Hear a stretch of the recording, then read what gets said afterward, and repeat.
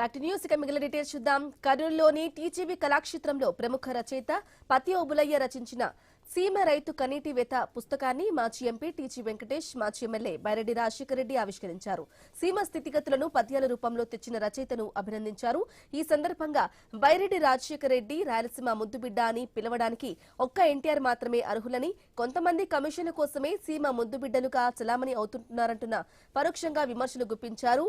గుండ్రేవుల వేదవతి ప్రాజెక్టులను త్వరితగతిన పూర్తి చేస్తేనే రాయలసీమ సస్యశ్యామలవుతుందని టీజీ వెంకటేష్ వ్యాఖ్యానించారు. ఎంతో లోపల పెట్టింది, దాన్ని పెకలించడం సాధ్యం కాదు. అట్లా వచ్చే అన్న పాదయాత్ర మనం అన్ని ప్రాంతాల కన్నా వెనుకబడి ఉన్నాం.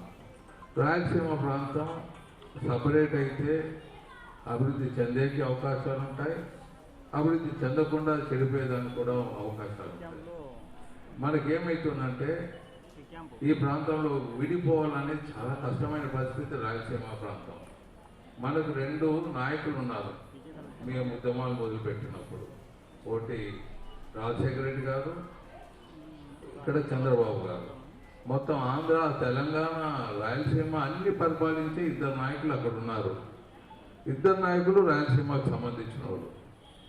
వాళ్ళని కాదని ఇద్దరు ఉభయలు కాదని, ఎందుకంటే ఉభయలు ఇక్కడ రాయలసీమలో ఏమంటే అటాచ్మెంట్ పబ్లిక్. ఇక్కడ ఇండివిజువల్గా అలా ఆలోచించి కరెక్ట్ నిర్ణయించే చాలా తక్కువగా ఉంటాయి. ఒకరు జనాలంతా, ఒకరు రాజశేఖర రెడ్డి గ్రూపు, ఒకరేమో చంద్రబాబు గారి గ్రూపు.